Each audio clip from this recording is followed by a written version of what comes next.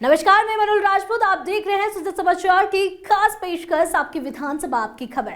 इस विशेष बुलेटिन में हम आपको दिखाएंगे आपके क्षेत्र और आपकी विधानसभा से जुड़ी वो तमाम खबरें जो मुख्यमंत्री श्री भजन लाल शर्मा के नेतृत्व में प्रदेश के विकास, सुशासन और जन कल्याण की कहानी कहती है। सांगोद विधानसभा क्षेत्र के राजकीय उच्च प्राथमिक विद्यालय बोरीना खुर्द में शिक्षक श्री कुलदीप यादव ने सबसे पहले गणना प्रपत्र का 100% डिजिटाइजेशन पूरा किया। इस उपलब्धि के लिए उन्हें राज्य के मुख्य निर्वाचन अधिकारी की ओर से प्रशस्ति पत्र मिला और जिला निर्वाचन अधिकारी श्री पीयूष समारिया ने उन्हें सम्मानित किया। राज्य मुख्य निर्वाचन अधिकारी श्री नवीन महाजन ने वीडियो कॉन्फ्रेंस के दौरान श्री यादव से बातचीत की और उनकी हौसला अफजाई की।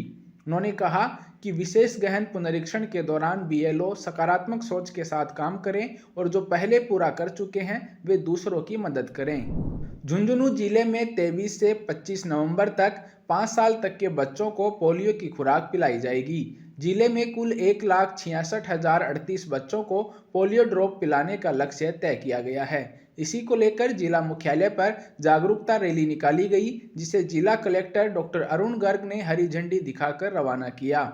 जिला कलेक्टर डॉक्टर गर्ग ने कहा कि 2011 के बाद से भारत में कोई भी पोलियो केस सामने नहीं आया है और 2014 में विश्व स्वास्थ्य संगठन ने भारत को पोलियो मुक्त देश घोषित किया था। लेकिन पोलियो से पूरी तरह सुरक्षित रहने के लिए सतर्कता जरूरी है, इसलिए हर बच्चे को पोलियो की खुराक अवश्य पिलाई जाए। पोलियो अभियान 23 से 25 नवंबर तक आयोजित होगा। इसमें पहले दिन बूथ पे बच्चों को दवा पिलाई जाएगी, उसके बाद 24-25 को घर घर जाके जो शेष रहेगा उनको दवा पिलाई जाएगी।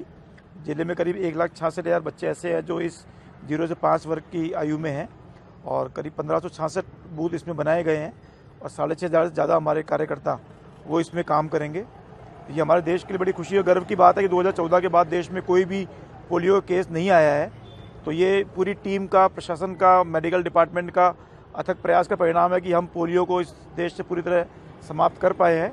और मुझे पूरा विश्वास है कि जो अच्छी परंपरा झुंझुनू में कायम है, तो अभी भी हम किसी तरह के कॉम्प्लासेंट नहीं होंगे और पूरी मेहनत से, पूरे शिद्दत से हर बच्चे को, चाहे वो बस स्टैंड पे है, रेलवे स्टेशन पे है, ट्रांजिट में है, कहीं भी है, उसको 100% दवा पिलाएंगे। झुंझुनू जिले में पल्स पोलियो अभियान के लिए जागरूकता रैली का आरंभ जिला कलेक्टर महोदय के द्वारा किया गया है। हमारे जिले में 23, 24, 25 3 दिन तक लगातार पोलियो अभियान चलाया जाएगा।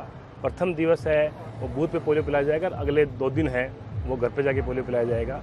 हमारे ज़िले में पल्स पोलियो के जो बच्चों का टारगेट है, 0 से 5 साल तक के बच्चे हैं, लगभग 1,66,038 बच्चे हैं और 1566 बूथ इसके लिए हमने चिन्हित किए हैं। हमारे ज़िले में 6,504 वैक्सीनेटर हैं और 77 वैक्सीन डिपो हैं। इस प्रकार से सारी व्यवस्थाएं हमने चुस्त दुरुस्त कर ली हैं।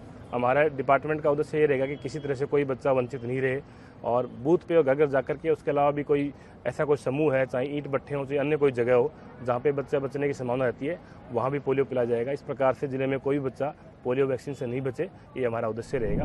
फ्रांस की प्रसिद्ध साइकिलिंग प्रतियोगिता टूर दे फ्रांस की तर्ज पर भारत में पहली बार अंतर्राष्ट्रीय स्तर की cycling race Tour de Thar आयोजित की जा रही है। यह प्रतियोगिता बीकानेर जिले के नौरंगदेसर गांव से 23 नवंबर को सुबह 9:30 बजे शुरू होगी और देसलसर गांव तक नेशनल हाईवे के रास्ते चलेगी। इसमें 100 और 200 किलोमीटर की 2 बड़ी साइकिलिंग रेस होंगी, जिनमें भारत और विदेशों से करीब 750 प्रतिभागी हिस्सा लेंगे। इस कार्यक्रम के प्रमुख सूत्रधार केंद्रीय कानून मंत्री श्री अर्जुन राम मेघवाल हैं, जो खुद साइकिल चलाकर प्रतियोगिता की शुरुआत करेंगे। विजेताओं को रायसर के भाटी रिजोर्ट में होने वाले भव्य समारोह में लगभग 26 लाख रुपए के पुरस्कार दिए जाएंगे। टूर दे थार एक एक्टिविटी जो शुरू होने जा रही है 23 नवंबर को नौरंगदेसर और देसलसर तक जाएगी और 100 किलोमीटर 200 किलोमीटर की रेस होगी। 750 से ज़्यादा जो साइकिलिस्ट हैं उन्होंने अपना रजिस्ट्रेशन इसमें कराया है। इसमें भारत के विभिन्न हिस्सों से भी लोग आ रहे हैं और दुनिया के हिस्सों से भी लोग आ रहे हैं। पुरुष भी आ रहे हैं, महिलाएं भी आ रही हैं। अच्छा रजिस्ट्रेशन हुआ है, इतनी बड़ी संख्या में रजिस्ट्रेशन होना ये शुभ संकेत है बीकानेर के पर्यटन क्षेत्र में विकास के लिए भी। और जब हम शाम का फंक्शन करेंगे, अवार्ड फंक्शन जिसको हमने बोला है, तो उसमें पर्यटन की ही चर्चा करेंगे। और कल एक वर्कशॉप करेंगे जिला परिषद बीकानेर में, जिसमें सस्टेनेबिलिटी के विषय पर चर्चा होगी। साइकिलिंग को हम प्रमोट करें, लगातार कैसे ये प्रमोशन टिका रहे हमारे जीवन में, इस पे चर्चा करेंगे। सीकर जिला कलेक्टर श्री मुकुल शर्मा की अध्यक्षता में वीडियो कॉन्फ्रेंसिंग के जरिए जिले भर के राजस्व अधिकारियों की समीक्षा बैठक आयोजित की गई। कलेक्टर ने बैठक में सभी राजस्व मामलों की प्रगति पर चर्चा की और अधिकारियों को निर्देश दिया कि सभी लंबित प्रकरणों का जल्दी और पारदर्शी तरीके से निस्तारण किया जाए। उन्होंने कहा कि राजस्व से जुड़े कार्य जनता की जरूरतों से सीधे जुड़े होते हैं, इसलिए नामांतरण, रास्तों के विवाद, भू रूपांतरण, भूमि आवंटन और सरकारी भूमि से अतिक्रमण हटाने जैसे मामलों को मिशन मोड में समय पर पूरा किया जाए। मंडावा विधानसभा क्षेत्र में मतदाता सूची विशेष गहन पुनरीक्षण 2026 के तहत घर घर जाकर गणना प्रपत्रों को एकत्र कर उनका डिजिटाइजेशन किया जा रहा है। यह काम तेजी से आगे बढ़ रहा है। इस अभियान में उत्कृष्ट काम करने पर भाग संख्या 199 चकबास के बीएलओ शिक्षक श्री महिपाल और भाग संख्या 105 के बीएलओ सहायक प्रशासनिक अधिकारी श्री मंडरेला राकेश मीणा को जिला निर्वाचन अधिकारी एवं कलेक्टर डॉक्टर अरुण गर्ग ने सम्मानित किया। दोनों बीएलओ को प्रशस्ति पत्र और प्रतीक चिन्ह देकर सम्मानित किया गया। मैं महिपाल बीएलओ भाग संख्या 199 चकबास का बीएलओ हूँ। आज सीओ सर की इसी के अंदर मुझे सम्मानित किया गया कि SIR की 100% कार्य करने के ऊपर। मैं कलेक्टर साहब का बहुत बहुत धन्यवाद ज्ञापित करता हूँ और सभी बीएलओज को मैं यह अनुरोध करता हूं कि वो भी इसी तरह से जल्दी अपना SIR का काम 100% पूर्ण करें ताकि उनको भी सम्मानित किया जा सके। जिला निर्वाचन अधिकारी श्री रोहितासु सिंह तोमर और CEO श्री राजवीर सिंह चौधरी के निर्देश पर SIR अभियान को लेकर जागरूकता बढ़ाने के लिए जिले की सभी शिक्षण संस्थानों में मेहंदी प्रतियोगिता आयोजित की गई। राजकीय कन्या महाविद्यालय में आयोजित स्वीप कार्यक्रम के दौरान ELC सदस्यों ने मेहंदी डिजाइन के जरिए मतदाताओं को विशेष गहन पुनरीक्षण कार्यक्रम के महत्व के बारे में जागरूक किया। कार्यक्रम में स्वीप सह प्रभारी श्री अमित भार्गव ने PPT के माध्यम से बताया कि 4 नवंबर से शुरू हुए SIR अभियान में BLO घर घर जाकर गणना फॉर्म भरवा रहे हैं। यह फॉर्म हर मतदाता को भरना जरूरी है। PM श्री स्कूल जवाहर नवोदय विद्यालय नांदला में विद्यार्थियों ने वास्तविक प्रशासनिक प्रणाली का उत्कृष्ट प्रदर्शन करते हुए आदर्श ग्राम सभा का शानदार आयोजन किया। कार्यक्रम की शुरुआत प्राचार्य श्री गिरिराज रेवाड़ और उप प्राचार्य अलका स्कूल श्रेष्ठ ने मां सरस्वती के समक्ष दीप प्रज्वलन कर की। प्राचार्य श्री रेवाड़ ने बताया कि यह कार्यक्रम पंचायती राज मंत्रालय के सौजन्य से आयोजित किया गया है और विद्यालय स्तर के बाद इसका चयन क्षेत्रीय व राष्ट्रीय स्तर तक किया जाएगा। मुख्यमंत्री श्री भजनलाल शर्मा के प्रयासों से जोधपुर में महात्मा गांधी अस्पताल परिसर में मानवता की रसोई की शुरुआत की गई। इस रसोई का उद्घाटन कैबिनेट मंत्री श्री जोगाराम पटेल ने किया। इसके शुरू होने से अब अस्पताल में भर्ती मरीजों के परिजनों को दोपहर का भोजन बिल्कुल निःशुल्क मिलेगा। मंत्री श्री जोगाराम पटेल ने बताया कि मरीजों और उनके साथ आने वाले लोगों को किसी तरह की परेशानी न हो, इसलिए भामाशाहों के सहयोग से यह रसोई शुरू की गई है। इसका उद्देश्य है कि जरूरतमंद लोगों को नियमित और सम्मानजनक भोजन उपलब्ध कराया जा सके। महात्मा गांधी अस्पताल परिसर जोधपुर में मानवता की रसोई द्वितीय का शुभारंभ हुआ है। आदम चेतना ट्रस्ट बेंगलोर से जो संचालित हो रहा है, जिसका जोधपुर में 2006 में ये आदम चेतना ट्रस्ट ने मेरे विधानसभा क्षेत्र लूणी के गांव पाल में प्रारंभ किया था और अभी करीब 70,000 रोटियों के लेकर के 42,000 विद्यार्थियों को, जो प्रारंभिक विद्यार्थी है, प्रारंभिक शिक्षा में पढ़ते हैं, उनको सप्लाई किया जा रहा है। उम्मीद अस्पताल हो या अन्य अस्पताल हो, निःशुल्क भोजन व्यवस्था मरीजों के लिए और मरीजों के साथ जो रहते हैं अटेंडेंट के लिए वो प्रारंभ की गई है। ये निःशुल्क भोजन के लिए निर्मल जी ने पहल की है। मैं निर्मल जी का और आदम चेतना ट्रस्ट के अश्विनी शहरी जी का बहुत बहुत आभार व्यक्त करता हूँ। उमेद अस्पताल के पश्चात आज महात्मा गांधी हॉस्पिटल में भी मानवता की रसोई अर्थात निःशुल्क भोजन सेवा का कार्य प्रारंभ हो चुका है। प्रतिदिन 12 से 2 बजे तक गांधी हॉस्पिटल में यहाँ के मरीजों और उनके परिजनों के लिए निःशुल्क पौष्टिक शुद्ध भोजन की व्यवस्था रहने वाली है। रोजाना भोजन मंत्र होगा, भोजन मंत्र के पश्चात भोजन ग्रहण करेंगे। पूरा प्लास्टिक मुक्त परिसर को पूरा रखा गया है। स्टील की प्लेटों में भोजन परोसा जाएगा। पंक्तिबद्ध तरीके से खड़े होकर लोग सब भोजन ग्रहण कर पाएंगे। तो सूर्य नगरी जोधपुर के भामाशाहों से चलने वाली यह सेवा अनवरत रूप से उमेद अस्पताल में चल रही है और आज से महात्मा गांधी हॉस्पिटल में भी इसका शुभारंभ हो चुका है। सीकर शहर के रोडवेज बस डिपो में उस समय अफरा तफरी मच गई जब एक लावारिस गाड़ी में बम होने की सूचना फैली। कुछ ही मिनटों में पूरा बस डिपो क्षेत्र दहशत में आ गया। सूचना मिलते ही पुलिस, जिला प्रशासन, चिकित्सा विभाग, फायर ब्रिगेड और सिविल डिफेंस की टीम में मौके पर पहुंची और पूरे इलाके को घेर कर जांच शुरू की। जांच में पता चला कि गाड़ी में पड़े एक बैग में मोबाइल फोन, पानी की बोतल और खाने पीने का सामान था। कोई विस्फोटक या संदिग्ध वस्तु नहीं मिली। बाद में खुलासा हुआ कि यह सब जिला प्रशासन द्वारा आयोजित मॉक ड्रिल का हिस्सा था। इसका उद्देश्य आपातकाल में प्रशासन और सुरक्षा एजेंसियों की तैयारी को परखना था। जिला कलेक्टर श्री मुकुल शर्मा ने कहा कि मॉक ड्रिल का मकसद आमजन को जागरूक करना और प्रशासन की प्रतिक्रिया क्षमता बढ़ाना है। हाल ही में दिल्ली के अंदर कुछ बम ब्लास्ट की घटनाएं हुई थी। पूरे देश में हाई अलर्ट है और उसी के तहत हम भी अपनी आंतरिक सुरक्षा के तहत हमने एक मॉक ड्रिल की है। और इसमें सूचना मिली और कि एक ऑल्टो के अंदर एक बम हो सकता है या एक्सप्लोसिव हो सकता है। त्वरित कार्रवाई की गई। बॉम्ब स्क्वाड डिफ्यूज जो करने वाला स्क्वाड है उसको बुलाया गया। डॉग स्क्वाड आई, पुलिस की टीम आई, एडमिनिस्ट्रेशन, नगर परिषद से अग्निशमन की टीम्स आई और फायर टेंडर आए और एम्बुलेंस आई और सारे हॉस्पिटल्स को अलर्ट किया गया। तो इसमें हमने ये ध्यान रखा था कि किसी को भी इसकी सूचना ना हो। और मुझे खुशी है कि बहुत ही इफेक्टिवली पुलिस ने और प्रशासन ने सबने मिलकर और जो विभिन्न विभाग हैं जो भी इसके अंदर सम्मिलित होते हैं, सबने मिलकर बहुत ही इफेक्टिवली इसको कार्रवाई को अंजाम दिया। और मैं समझता हूँ कि इस तरह की बहुत सारी एक्सरसाइज और भी होनी चाहिए। इससे अलर्टनेस होती है, अवेयरनेस होती है और आम नागरिक भी जागरूक होता है। जिस सूचना मिलते ही सभी एजेंसी जो इन्वॉल्व है सब अलर्ट हो गए। कलेक्टर साहब भी आ गए और सिविल डिफेंस की टीम आ गए। बॉम्ब डिस्पोजल टीम को भी बुलाया गया और हमारा डॉग स्क्वाड को भी इधर रवाना किया है और डॉग स्क्वाड भी आ गया और हमारे संबंधित SHO से वो सब मौके पे आ गए। और QRT टीम जो इन्वॉल्व है, QRT टीम भी इधर इस जगह पे आके रेडी हो गया था। फिर हमने चेक किया बॉम्ब डिस्पोजल स्क्वाड और हमारा डॉग स्क्वाड जो थी, दोनों मिलकर चेक किया गया तो संदिग्ध गाड़ी में एक मोबाइल मिला जिसमें कुछ आपत्तिजनक वस्तु नहीं निकला। नशीराबाद के पास राष्ट्रीय राजमार्ग स्थित दिलवाड़ी में लगभग 28 करोड़ रुपए की लागत से बनने वाले देवनारायण बालिका आवासीय विद्यालय का शिलान्यास और भूमि पूजन विधि विधान से किया गया।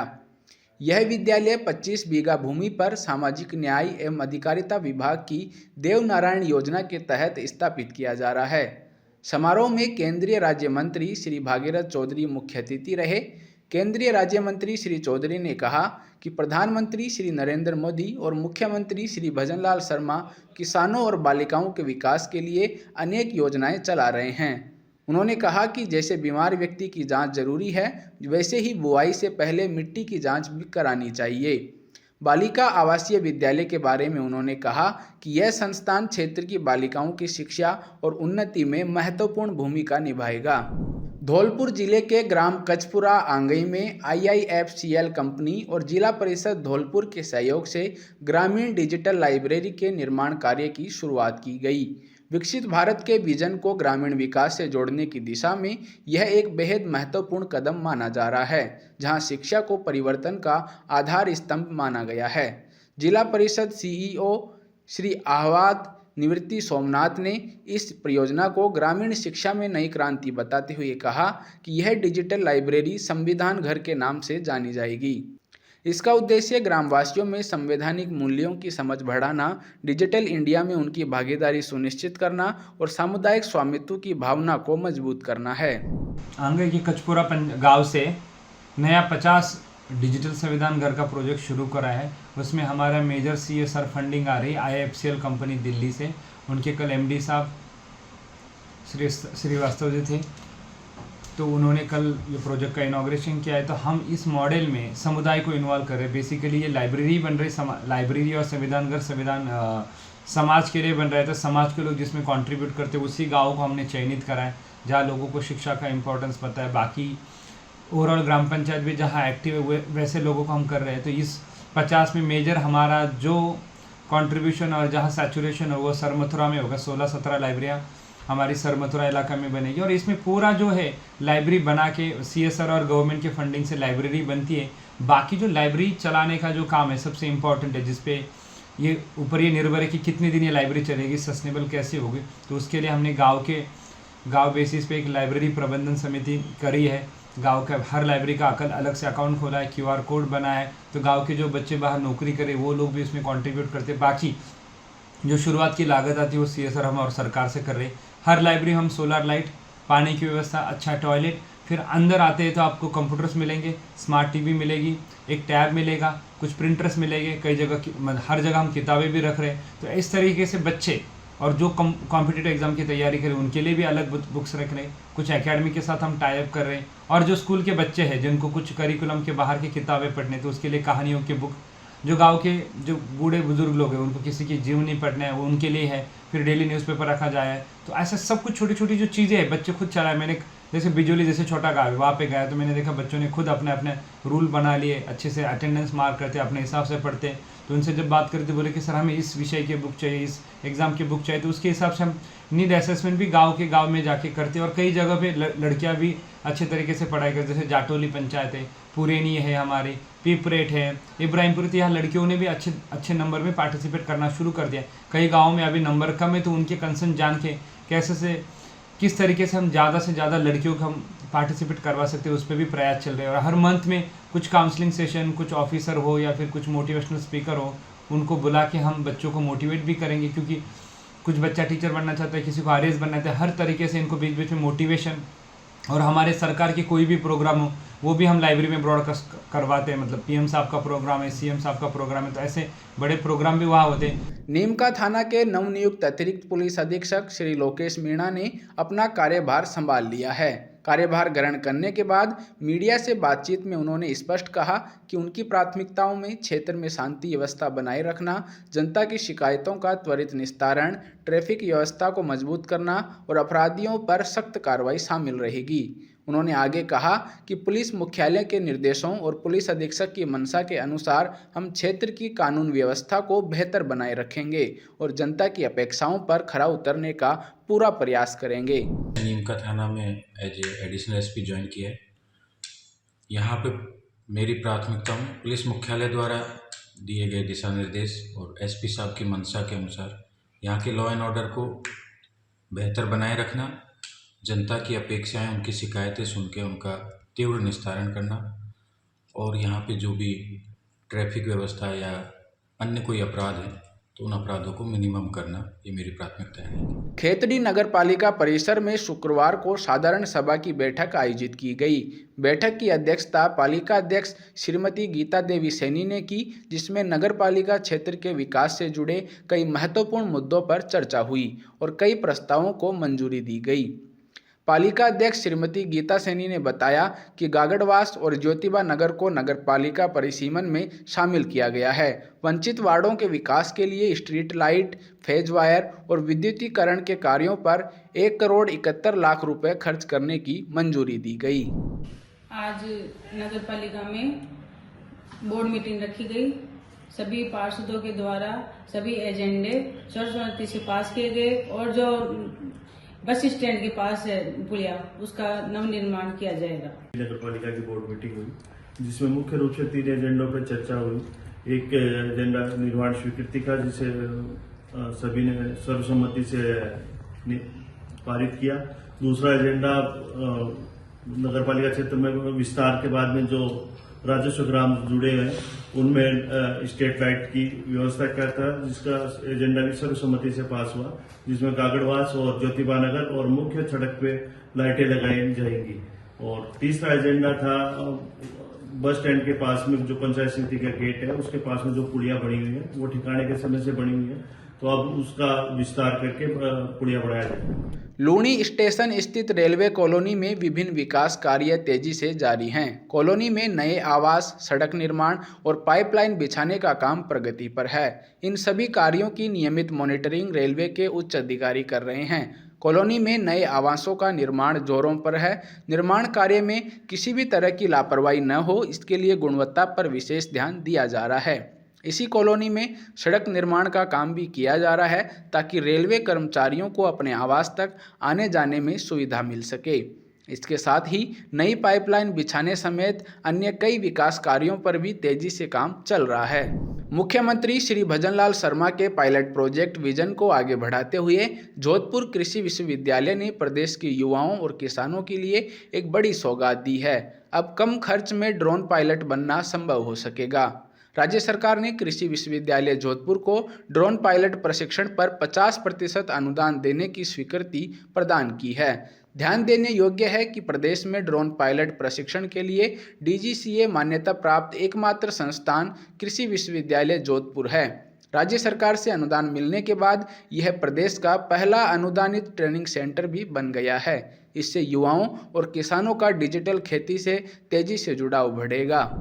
प्रधानमंत्री श्री नरेंद्र मोदी और मुख्यमंत्री श्री भजनलाल शर्मा के सौर ऊर्जा विजन को साकार करने की दिशा में जोधपुर के गांधी मैदान में 3 दिवसीय हरित भारत सोलर एक्सपो का शुभारंभ किया गया। इस एक्सपो का मुख्य उद्देश्य PM सूर्य घर योजना और मुख्यमंत्री श्री भजनलाल शर्मा द्वारा हर घर को 150 यूनिट बिजली निःशुल्क देने की योजना को मजबूती प्रदान करना है। एक्सपो में 80 से अधिक सोलर कंपनियां अपने उत्पाद व तकनीक प्रदर्शित कर रही है, जहां उपभोक्ता अपनी ज़रूरत के अनुसार सोलर पैनल का चयन कर सकेंगे। साथ ही आमजन की सुविधा के लिए बैंकों द्वारा ऋण सुविधा भी उपलब्ध कराई गई है ताकि सरकारी सब्सिडी का लाभ आसानी से मिल सके। इस जोधपुर की पावन धरती पर जहां की सूर्य की किरणें पूरे अपने उस जोश के साथ आती हैं और जिस धरती को एक अभिशाप माना जाता था रेगिस्तान होने के कारण, आज उसको वरदान साबित हो रहा है सोलर लगाने से। ये इंडस्ट्री जो है सोलर की, ये दिन ब दिन जो है सोलर जोधपुर में बढ़ रहा है और जोधपुर जो है अपने आप में धीरे धीरे राजस्थान में ही नहीं पूरे हिंदुस्तान में सबसे मुख्य केंद्र हो गया सोलर का।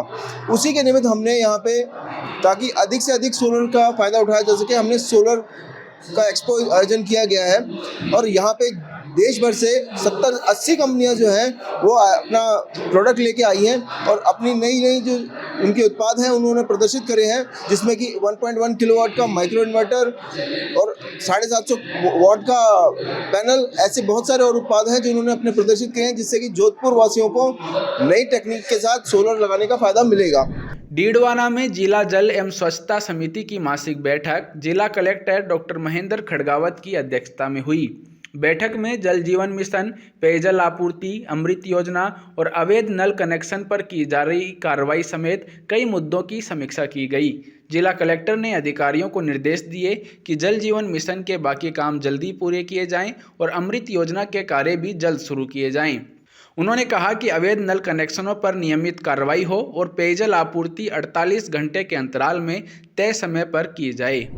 बीसलपुर बांध के फिश लैंडिंग सेंटर पर शुक्रवार को अंतर्राष्ट्रीय मत्स्य दिवस मनाया गया। इस कार्यक्रम में मत्स्य व्यवसायियों, मछुआरों और मत्स्य किसानों ने भाग लिया। कार्यक्रम में मत्स्य विकास अधिकारी कार्यालय के सहायक प्रशासनिक अधिकारी श्री देवकी नंदन ने मत्स्य पालन से जुड़ी सरकारी योजनाओं और नई तकनीकों की जानकारी दी। वहीं मत्स्य क्षेत्रीय अधिकारी श्री दीनदयाल वर्मा ने ऑनलाइन टेंडर की प्रक्रिया समझाई। उन्होंने बताया कि कैसे रजिस्ट्रेशन करना है, प्रतिभूति राशि कैसे जमा होती है और टिक वैल्यू के आधार पर बोली कैसे लगाई जाती है। इस मौके पर राजस्थान सरकार के मत्स्य विभाग के राज्य मंत्री श्री जवाहर सिंह बेडम ने ई-ऑक्शन पोर्टल का ऑनलाइन शुभारंभ किया। उदयपुर में राजस्थान ओबीसी आयोग ने जिला परिषद सभागार में संभाग स्तरीय जनसंवाद और परिचर्चा का आयोजन किया। कार्यक्रम में आयोग के अध्यक्ष श्री मदन लाल भाटी मौजूद रहे। आयोग अध्यक्ष श्री मदन लाल भाटी ने बताया कि संभाग स्तर पर ओबीसी समाज को स्थानीय निकाय और पंचायत स्तर पर राजनीतिक आरक्षण देने के संबंध में सुझाव जुटाए जा रहे हैं। उन्होंने कहा कि मौखिक और लिखित दोनों तरह से मिले सुझावों के आधार पर आयोग एक विस्तृत रिपोर्ट तैयार करेगा, जिसमें आमजन की राय भी शामिल होगी। इस विषय पर सर्वे का काम भी चल रहा है। ये संभाग स्तर पर ओबीसी को लोकल बॉडीज और पंचायत में रिजर्वेशन देने के बारे में इनके सुझाव जनसंवाद के माध्यम से संभाग उदयपुर पर हमने आज लिए हैं और बहुत अच्छे सुझाव हमें मिले हैं और इस पे हमें काम करने में मदद मिलेगी और हमारी रिपोर्ट हम बनाएंगे, उसमें हमारे लिए बहुत हेल्पफुल रहेगा। धन्यवाद। जयपुर में हर साल की तरह इस बार भी खादी एवं ग्रामोद्योग विभाग ने भव्य मेले का आयोजन किया है। यहाँ राजस्थान के अलग अलग जिलों से कारीगर और कुटीर उद्योग से जुड़े लोग अपनी कला और उत्पाद लेकर पहुँचे हैं। मेले का उद्देश्य प्रधानमंत्री श्री नरेंद्र मोदी के लोकल फॉर वोकल अभियान को आगे बढ़ाना है। मुख्यमंत्री श्री भजनलाल शर्मा भी इस अभियान को बढ़ावा देने के लिए लगातार काम कर रहे हैं। इसी प्रयास का परिणाम है कि खादी विभाग का यह मेला रोजगार और स्वावलंबन का बड़ा प्लेटफॉर्म बनता दिखाई दे रहा है। यहाँ आपको शुद्ध तिल्ली का तेल मिलेगा, ना तिल्ली में मिलावट मिलेगी, ना गुड़ में मिलेगी। गुड़ बिल्कुल ऑर्गेनिक मिलेगा, जिसके अंदर कोई कलर या कोई फ्लेवर मिक्स नहीं होगा। यहाँ आप हमने जो निकाल रखा है वो ले जा सकते हैं। आप आके यहाँ से हमसे रॉ मटेरियल खरीद के उसके बाद भी आप आपका ऑयल निकलवा सकते हैं और मिक्स में जो सारे हमारे आइटम है उसका आप एक बार स्वाद टेस्ट कर सकते हैं। गवर्नमेंट की काफ़ी अच्छी पहल है, टाइम पे हमको यहाँ मौका देती रहती है और जो लोकल फॉर वोकल और जो अभी खादी का जो प्रमोशन चल रहा है उसका आप भी एक हिस्सा बनिए और एक बार आप यहाँ आकर जरूर बता रहे हैं। मैं 15 साल से यहाँ भाग ले रहा हूँ खादी में। यहाँ तिल्ली का तेल हम सामने निकाल के देते हैं, मूंगफली का, सरसों का, नारियल का, तिल कुटा यहीं बना के देते हैं, काजू किशमिश बादाम पिस्ता डाल के देते हैं। राजस्थान के मुख्यमंत्री श्री भजनलाल शर्मा लगातार एक नई पहल लेकर आ रहे हैं राजस्थान वासियों के लिए। ऐसे में राजस्थान में खादी उद्योग मेला का आयोजन किया गया है, जिसका कल शुभारंभ भी हो गया और आज दूसरा दिन है। ऐसे में लोकल फॉर वोकल पर लगातार राजस्थान के माननीय मुख्यमंत्री श्री भजनलाल शर्मा भी फोकस डाल रहे हैं। उन्होंने कहा कि राजस्थान की जनता को लोकल फॉर वोकल पर ध्यान देना चाहिए। इसी को लेकर खादी उद्योग जो मेला लग रहा है, इसमें आप देख सकते हैं, तस्वीरें हम दिखाएंगे कि जिस तरह से हर चीज़ यहाँ पर लोकल नज़र आ रही है। अलग अलग जगह से यहाँ पर लोग पहुँचे हैं और मेले में अपनी दुकान स्टॉल लगाए हैं। महातत्व उदयपुर के यहाँ पहुँचे, जो अपने अलग अलग प्रोडक्ट जो लगा रहे हैं वो देखिए। पूरी तरह से कुल मिलाकर जो लोकल फॉर वोकल है उस पर पूरा ध्यान दिया जा रहा है। आप तस्वीरें देख सकते हैं, पूरा जो बनाने का है वो यहाँ खुद ने बनाए हैं और देखिए अलग अलग तरीके, यानी कि कुल मिलाकर अगर बात की जाए मिलावटी को रोका जाए तो उसको लेकर यहाँ पूरी तरह से जो मेला है उसमें नज़र आ रही है। शुद्ध की बात की जाए तो यहाँ पर बिल्कुल पूरी तरह से हर चीज़ शुद्ध नज़र आ रही है। आप तस्वीरें देख सकते हैं कि पूरी तरह से जिस तरह से आम जन के रोज़ की चीज़ें हैं, खाने की चीज़ें, चाहे तिलकुट्टे की बात करें, चाहे तेल की बात करें, तमाम चीज़ें यहाँ पर शुद्ध नज़र आ रही है। कुल मिलाकर यहीं पर निकाला जा रहा है और निकालने के बाद में यहाँ पर देखिए ग्राहक यहाँ से ले भी रहे हैं। यानी कि अगर बात करूं मैं शुद्धता की तो कुल मिलाकर यहाँ शुद्ध नज़र आ रहा है। जो राजस्थान के मुख्यमंत्री और देश के प्रधानमंत्री श्री नरेंद्र मोदी लगातार इस चीज़ पर फोकस डाल रहे हैं कि लोकल फॉर वोकल पर ध्यान दिया जाए, जिससे कि आम जन को शुद्ध मिल सके। आप तस्वीरें देख सकते हैं, पूरी तरह से यहाँ पर चाहे कोई भी आइटम हो वो पूरी तरह से नज़र आ रहा है। और यहाँ खुद शुद्ध की बात की जाए तो देखिए अचार जो खुद बनाते हैं, चाहे वो भुसावल का अचार प्रसिद्ध हो, चाहे तमाम जगह का अचार प्रसिद्ध हो, वो यहाँ पर देख सकते हैं कि किस तरह से एक बात की जाए शुद्धता की तो वहाँ खादी उद्योग मेले में नज़र आ रहा है। आप बात की जाती है कि खादी उद्योग मेले में जिस तरह से जो छूट है, कपड़ों पर भारी छूट राजस्थान सरकार द्वारा दी जाती है, तो यहाँ पर जिस तरह का जो मेला लगा है उस मेले में तमाम ग्राहक यहाँ पर नज़र आ रहे हैं, खरीदारी करते हुए नज़र आ रहे हैं। क्योंकि राजस्थान के माननीय मुख्यमंत्री श्री भजनलाल शर्मा और देश के प्रधानमंत्री श्री नरेंद्र मोदी, जिनकी पहल है कि लोकल फॉर वोकल पर ध्यान दिया जाए, जिससे कि राजस्थान में हर चीज़ अपनी ही खरीदी जाए। और पूरी तरह से ये देखा जाता है कि जिस तरह से जो मिलावटी वस्तु हैं बाज़ारों में अधिक आ चुके हैं, तो ऐसे में सरकार लगातार एक छोटी छोटी पहल करके मिलावटी पर रोक लगाती हुई नज़र आ रही है। और ये देखिए खादी उद्योग मेले में आपने लगातार जो देख रहे हैं कि जिस तरह से जो हमारे राजस्थान के छोटे छोटे दुकान हैं, छोटे छोटे उद्योग हैं, उन्होंने अपने अपने आइटमों की यहाँ पर दुकानें लगाई और वो शुद्ध देते हुए नज़र आ रहे हैं। तो इससे ये साबित हो रहा है कि जिस तरह लोकल फॉर वोकल है, उस पर धीरे धीरे राजस्थान की जनता भी धीरे धीरे अपना विश्वास जमा रही है और राजस्थान के माननीय मुख्यमंत्री श्री भजन लाल शर्मा लगातार लोकल फॉर वोकल पर ध्यान दे रहे हैं। वहीं देश के प्रधानमंत्री नरेंद्र मोदी भी यहाँ पर ध्यान देते हुए नजर आ रहे हैं कि लोकल फॉर वोकल, चाहे वो कैसे भी त्यौहार हो, चाहे दिवाली पर बात की जाए, चाहे किसी तरह के त्यौहार पर बात की जाए, तो वो बार बार यही की संदेश देते हैं प्रदेश की जनता को कि आप लोकल फॉर वोकल पर ध्यान दिया जाए। तो वही नज़र आप देख रहे हैं खादी उद्योग में। एक बार फिर तस्वीर हम दिखाने की कोशिश करेंगे। देख सकते हैं कि जिस तरह से जो खादी उद्योग है वो पूरी तरह से यहाँ नज़र आ रहा है। चाहे मैं मसालों की बात करूँ, चाहे तमाम तरह की जो चीज़ें उनकी मैं बात करूँ, तो ऐसे में यहाँ पर कुल मिलाकर जो मिलावटी चीज़ है उस पर रोक लगाई जा रही है। देखिए सकते हैं पूरी तरह से जो खाने वाली चीज़ है, चाहे वो तेल वाली बात हो, चाहे गुड़ वाली बात हो, आप तमाम जो चीज़ है वो देख सकते हैं कि हर चीज़ यहाँ पर नज़र आ रही है। चाहे मसालों की बात की जाए, चाहे किसी तरह की बात की जाए, कुल मिलाकर जो लोकल फॉर वोकल है वो वस्तुएं यहाँ पर नज़र आ रही है, वो खाने की चीज़ यहाँ पर नज़र आ रही है। आप देख सकते हैं कि जिस तरह से आंवले से बनी हुई मिठाई यहाँ पर नज़र आ रही है और तमाम तरह की अलग अलग तरीके के जो मसाले हैं वो यहाँ पर नज़र आ रहे हैं। कुल मिलाकर यानी कि खुद जो बनाते हैं गृहिणी, जो अपने घर पर बनाती हैं, वो यहाँ नज़र आ रही हैं और जो बिल्कुल शुद्ध नज़र आती है। इसी तरह से खादी उद्योग मेले में इस तरह की दुकानें, स्टॉल लगी है और राजस्थान के माननीय मुख्यमंत्री भजन लाल शर्मा लगातार ये कहते हैं कि राजस्थान की जनता को लोकल फॉर वोकल पर ध्यान देना चाहिए। कैमरामैन राजेश पारिक के साथ सुजस समाचार से मलखन मीणा। आपकी विधानसभा आपकी खबर में फिलहाल के लिए इतना ही। फिर मिलेंगे किसी और खबर के साथ। तब तक के लिए देखते रहिए सुजस समाचार। हमारे चैनल को लाइक, सब्सक्राइब और शेयर करना ना भूलें। धन्यवाद।